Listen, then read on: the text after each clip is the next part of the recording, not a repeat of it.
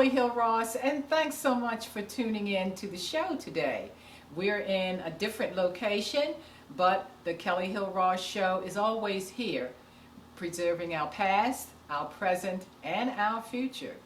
Today's show is a fun one. We have Black Facts by Mr. Aiden Talley. We also have a cooking segment with Miss Avery Talley. And we have a tribute to Miss Maggie Hudson, who is 102 and will be 103 years old. She is the first black porterette for the B&O Museum. And I had an opportunity to interview Mr. John Goldman, who's the curator for the B&O. And we're going to talk about the history of the B&O and how it got started. We also have the Baltimore Women's Conference coming up the end of February, and we'll be talking to Anne Frank about that as well. So get your cup of coffee, tea, or favorite beverage, or pop some popcorn and sit down and enjoy the show.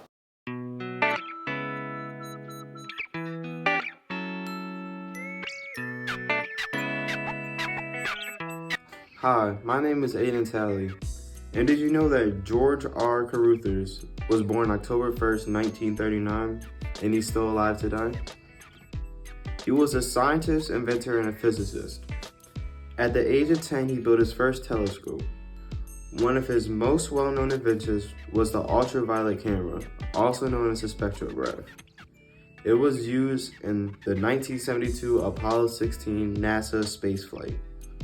A second version of his ultraviolet camera was used in 1974 to observe comets, including Halley's Comet. He helped develop a program which allows high school students to work at the Naval Research Laboratory called the Science and Engineers Apprentice Program. Because of his dedication to scientists and engineering, he was inducted into the National Inventors Hall of Fame in 2003. He has received numerous other awards and honors, such as the Distinguished Lecturer from the Office of Naval Research and the Exceptional Scientific Achievement Award from NASA. And that's Black Facts for you.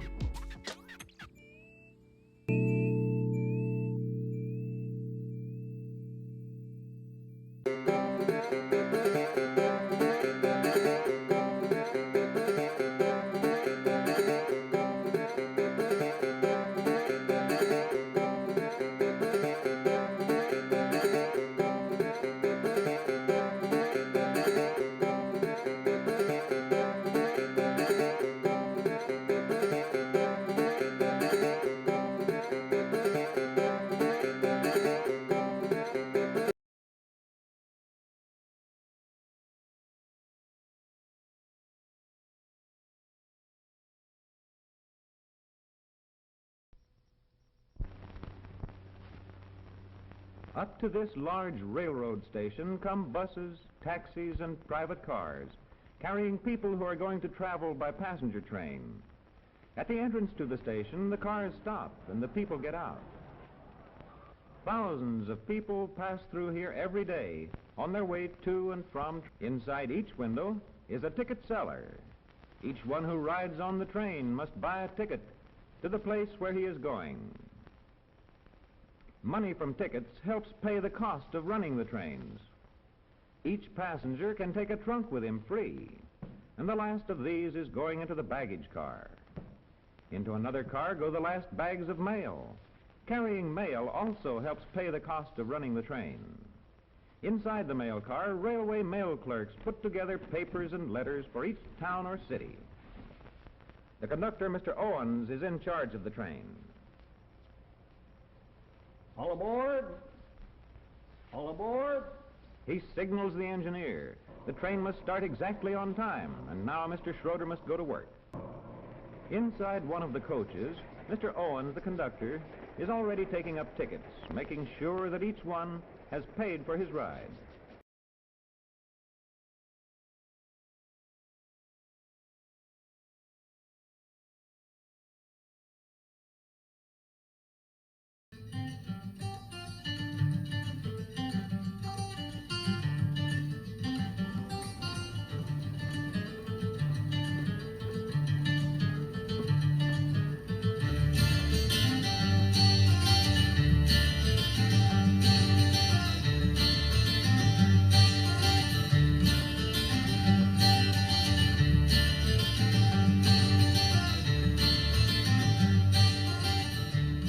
Well, hello, John. How are you? I am good. Good morning. Good morning again. You are the curator for the B&O. Yes. John, is it Jonathan or John? It's Jonathan Goldman. Jonathan Goldman. Yeah. Okay. And Jonathan, tell me a little bit about your job at the B&O. So, as chief curator here at the B&O, I'm responsible for a couple of things. One is the exhibits and the public experience. And it's presenting those narratives through exhibits.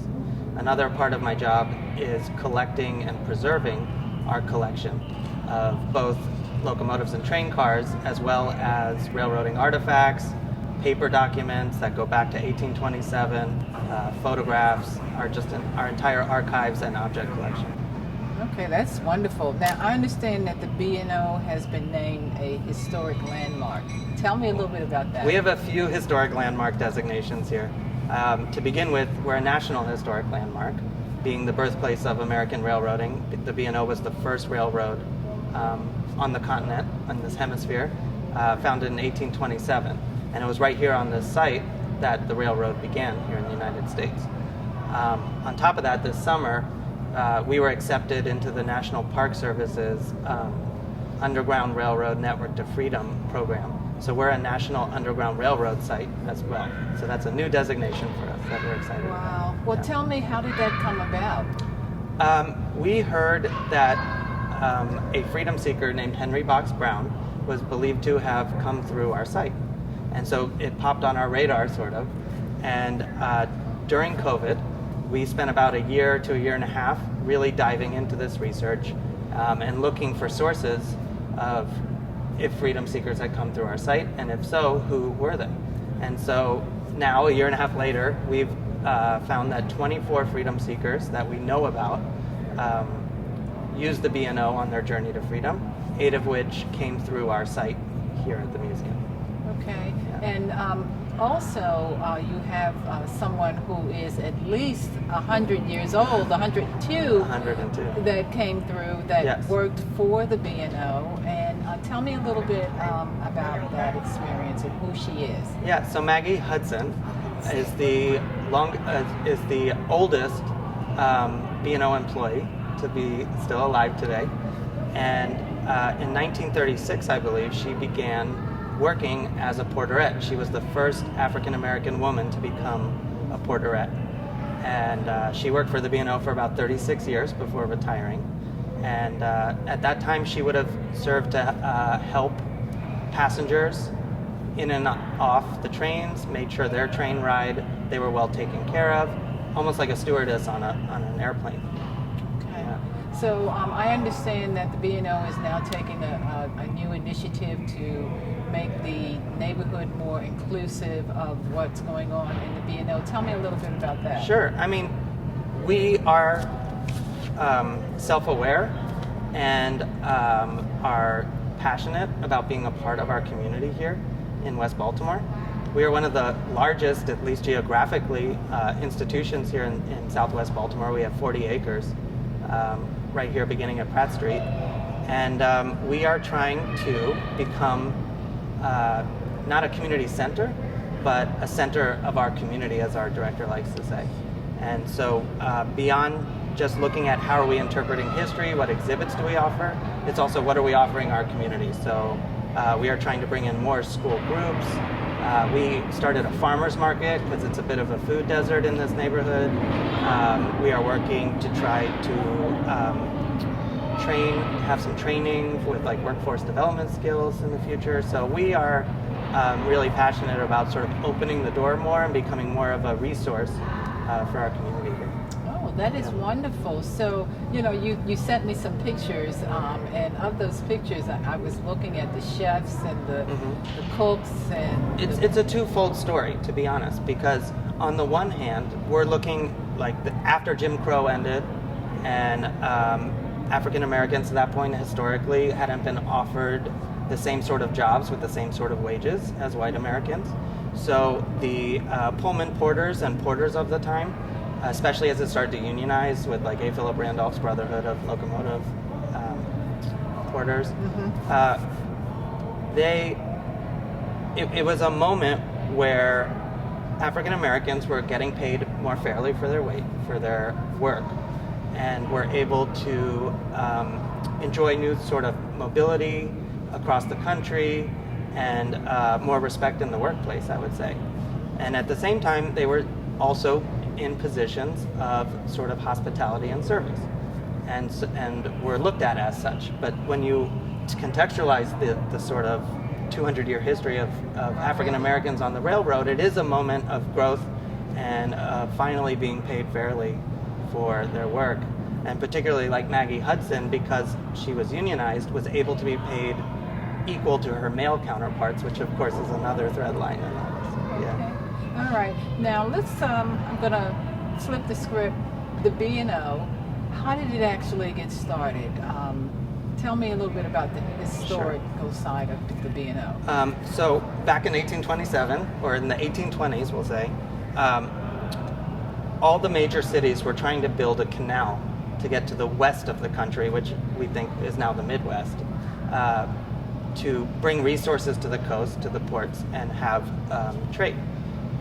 Baltimore, at that time, was the second largest city in the country, but there was no westward river.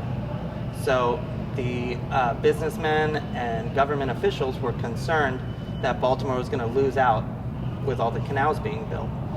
So they heard about this railroad technology in England, and they actually sent people over there to see how it worked and figure it out.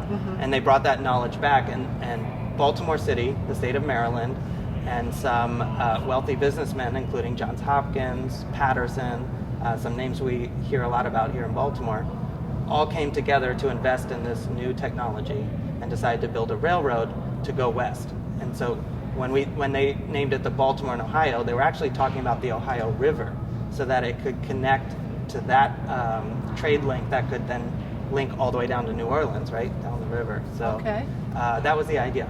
Okay, so now you have several stops. There's one that is near the Meyerhoff or Micah. Was that part of the original plan, or No. how did that come about? In fact, the original plan was right here where we're sitting was the beginning of the line, and then it would travel west. The whole idea was to go west.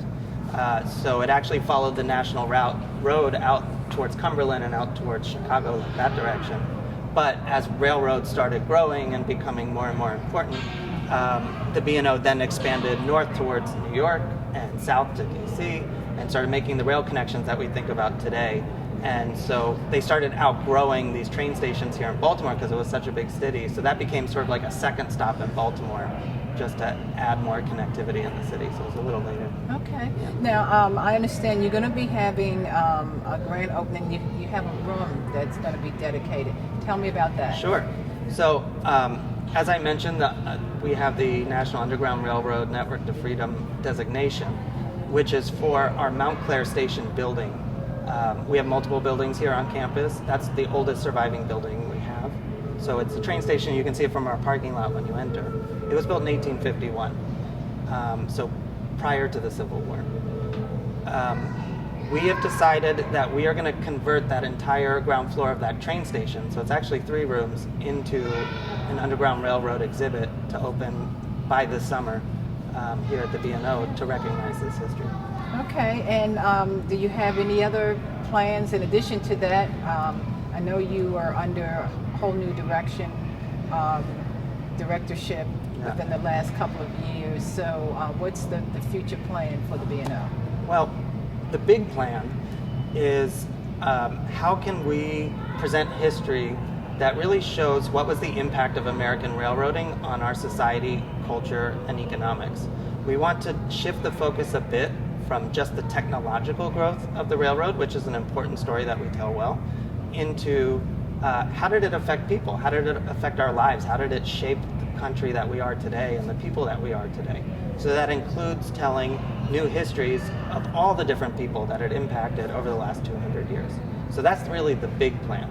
In order to do that, we are right now looking at new spaces, moving things around, creating new exhibits. So actually in 2027, that's the 200th anniversary of the B&O and American railroading. So that's sort of the target that we all have to sort of have a new chapter by 2027. Okay, and something special's coming up tomorrow on Monday, which is you have a Martin Luther King Jr. exhibit going on. Yeah, so actually today and tomorrow we're going to be having a program for Martin Luther King. For the last 3 years, we've been partnering with Union Baptist Church, just up the street from us. We have a historic connection with them. Their Reverend Johnson, in 1906, was told he needed to change seats when he was traveling through Maryland into what was Virginia, now West Virginia at the time, when they were about to cross the border into Harper's Ferry. And they wound up kicking him off the train. He refused to change seats. Well, he ended up suing the B&O for that, and after that whole legal case got worked out, it wound up establishing that there would be no segregation for rail travel in Maryland. So we have this historic connection with them, so we've rekindled that connection. So that we've been working together a lot, and Reverend Montgomery from the church is going to come and share with us, and we're going to also have their choir present.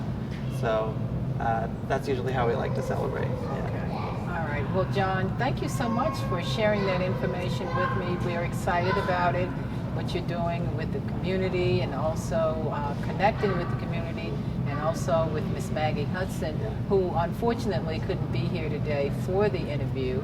At 102, you have to be, she's very fragile. Yeah. So, but thanks so much for sharing. I appreciate it. Yeah, thank you for coming.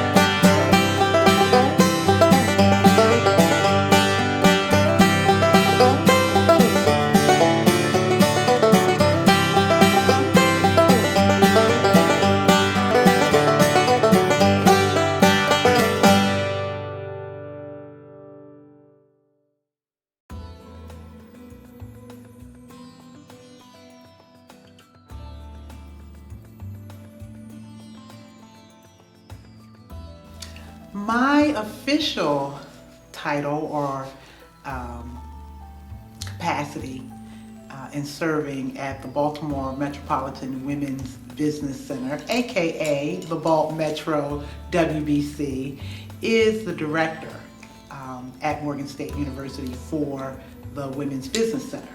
However, the role that I play is really the cheerleader for the women entrepreneurs who come into our space and want to learn how to either start their business or further their business. So I serve as their cheerleader and an administrator to the services that they receive, aka the counseling or the trainings or participating in cohort services. Provide a lot of technical assistance for women entrepreneurs in the area, in all areas really, for business planning, business marketing, business finances, mindset. We have a whole host of women business owners who are our consultants and advisors. They have been there, done that, experienced it in their own businesses. So again, they're able to counsel and consult our clients on all the different aspects of business entrepreneurship.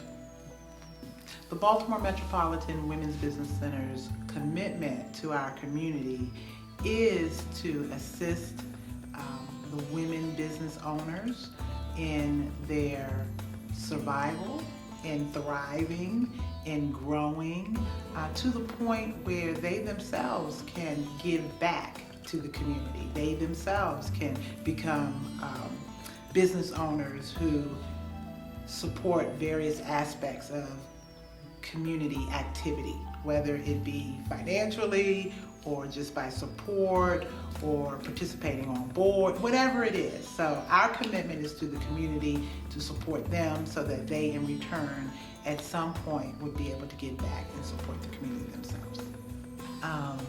EDAC is our host organization at Morgan State University. And EDAC is the Entrepreneurial Development and Assistance Center, and they're sort of the umbrella for all things entrepreneur at Morgan State University. So they have services for students, they have services for women, of course.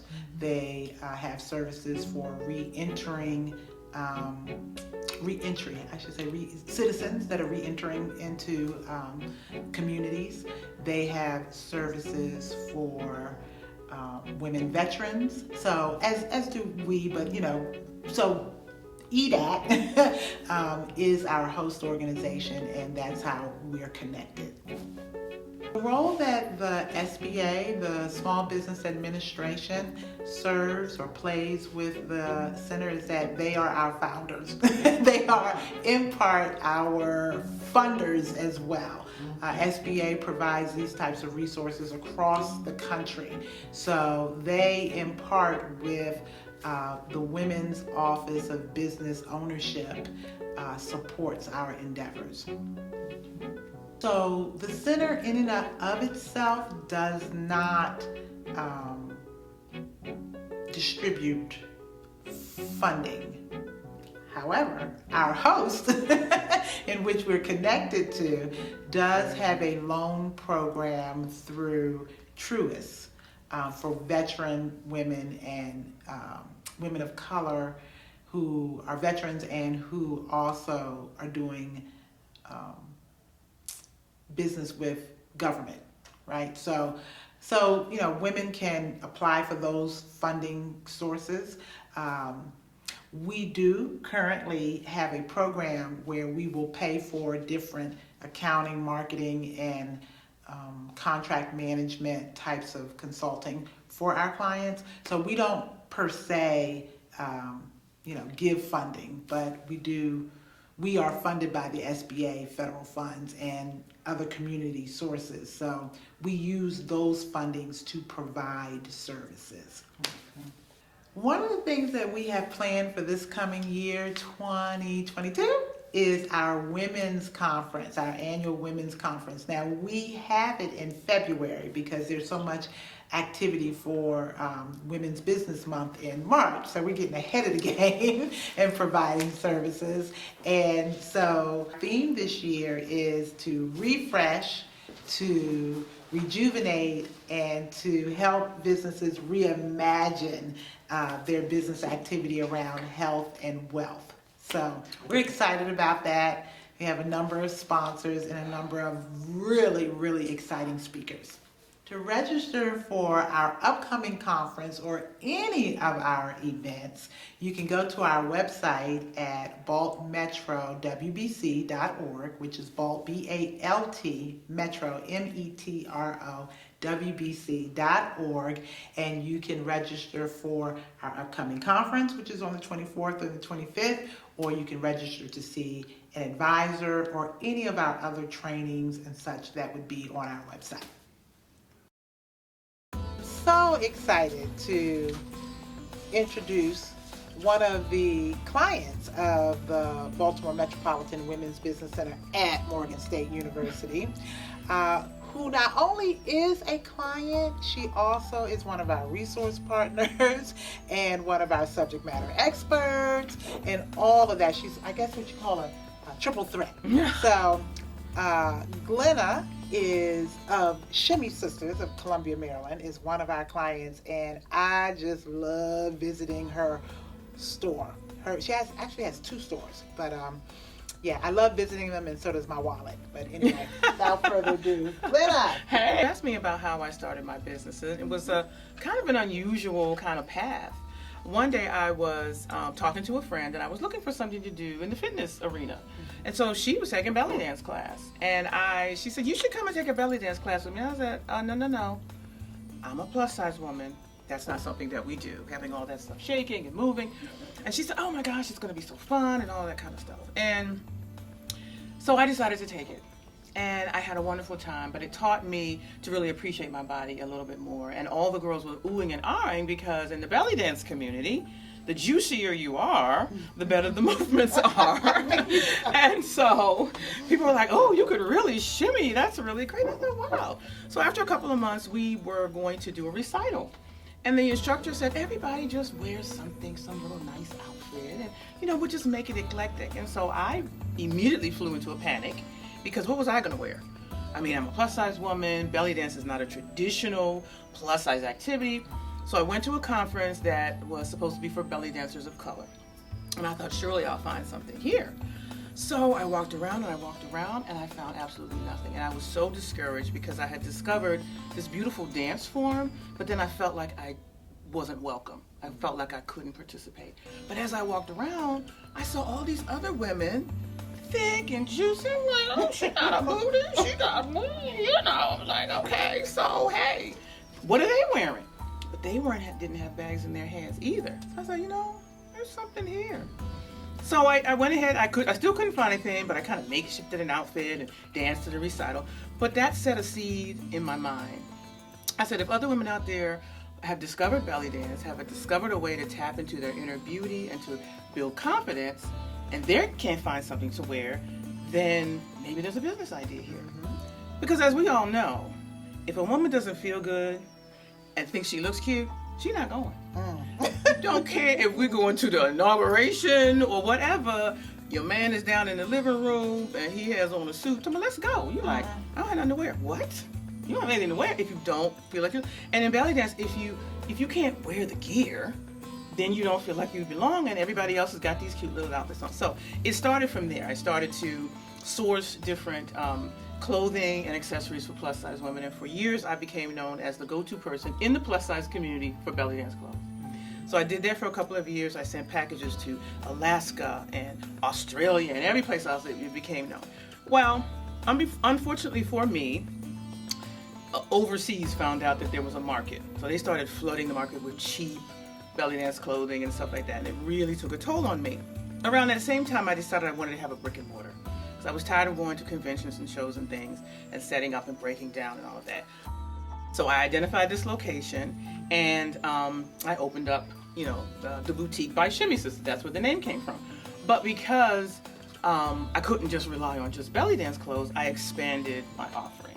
And so now I have clothing for dance and dressy and coats and tops and scarves and jewelry. And I try to carry a variety of sizes, but it's still primarily for the curvy woman. And so I've been here almost 6 years. I think I'll be celebrating 7 years maybe. And that's how it started. Awesome, awesome.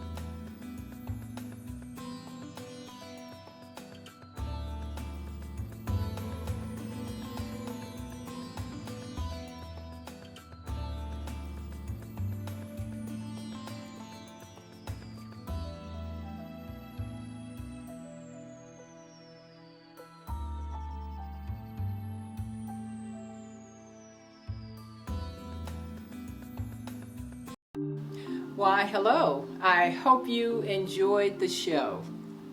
I tell you, Maggie Hudson will be 103 this year.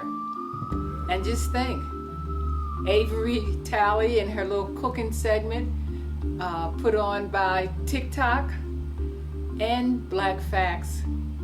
And don't forget about the Women's Business Conference coming up the end of February. So continue to watch us. We're on YouTube, Facebook, and Twitter. You can also subscribe to our channel as well. I want to thank you again for tuning in. So as my late uncle used to say, hold on to what you got until you can get what you want. See ya.